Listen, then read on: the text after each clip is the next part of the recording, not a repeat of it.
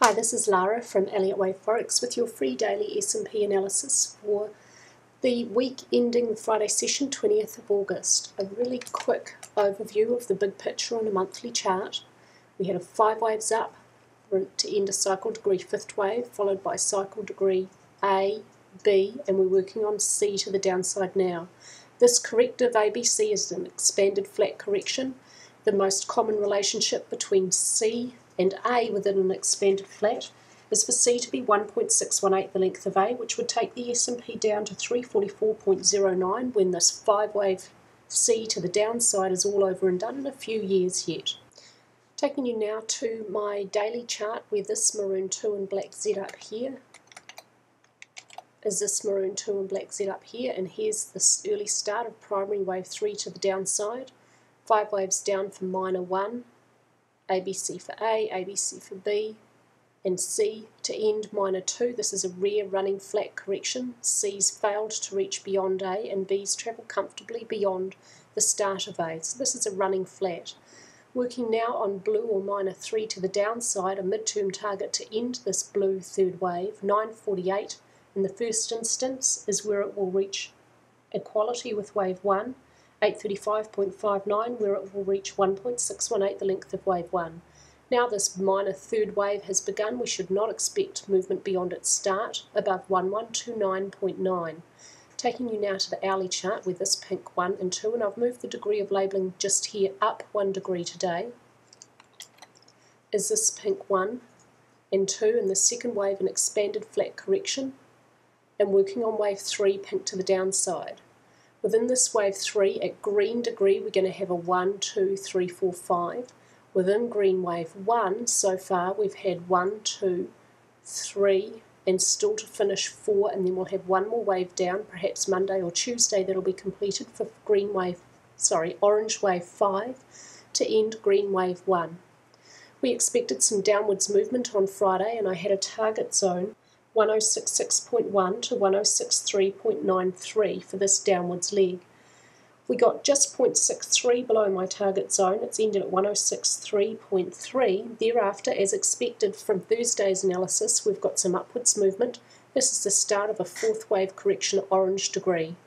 This second wave was an expanded flat correction. We may expect, and it was a really deep correction, so we may therefore expect this 4th wave to likely be perhaps a regular flat, maybe a zigzag, and possibly also fairly likely a triangle. I'll be on the lookout for that one. I particularly like triangles because they offer really high probability, low risk trade setups. So I'll look out for that one for you. This 4th wave also likely to be a shallower correction, and the most likely end to it, the 4th wave of 1 lesser degree, wave 4 red, about 1079.3.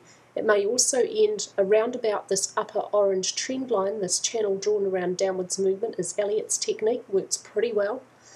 And we may also see a little overshoot. 4th waves often overshoot these trend channels.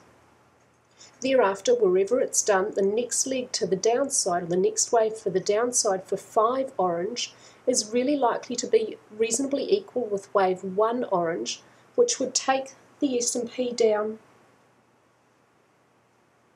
another 13.7 points. When we know where this 4th wave at orange degree has ended, this next upwards piece has ended, and we're turning back to the downside, I'll take this point and take 13.7 points off that to work out a target to the downside. Because I don't know yet where this wave 4 orange has ended, I can't give you that target at the moment. I'll just say it'll be 13.7 points in length for this 5th wave. And that will end wave 1 green to the downside. This 5th wave that we're expecting for Monday or maybe Tuesday's session for the S&P, pretty likely to end most likely midway in this parallel trend channel. 5th waves often end midway, or possibly also down to the lower edge of the trend channel. If we see an overthrow in the 4th wave position, we may very well see an overthrow on the opposite side in the 5th wave position when it gets down there. A mid-term target for the end to wave 3 pink in its entirety, which began here.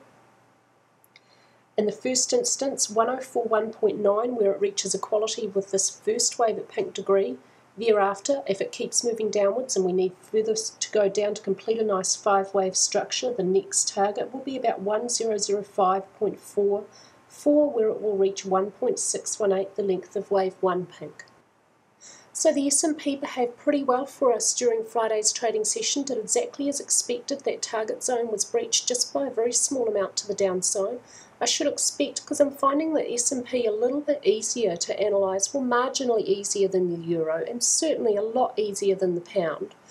I'm so far from what I can tell, because Forex has such extreme leverage and many news reports coming out each week that traders like to trade on, it does seem to have more wild and volatile swings than what I've seen so far in the stock market, and therefore it tends to be a little more tricky to analyse Forex than stocks from what I've seen so far.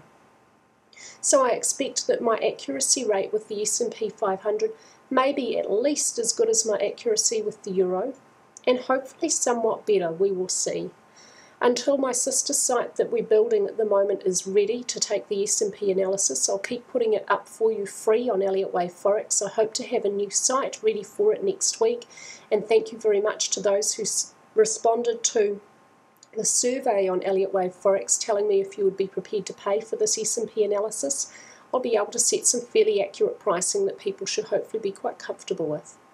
That's all for me, and I hope you're all having a most fabulous weekend.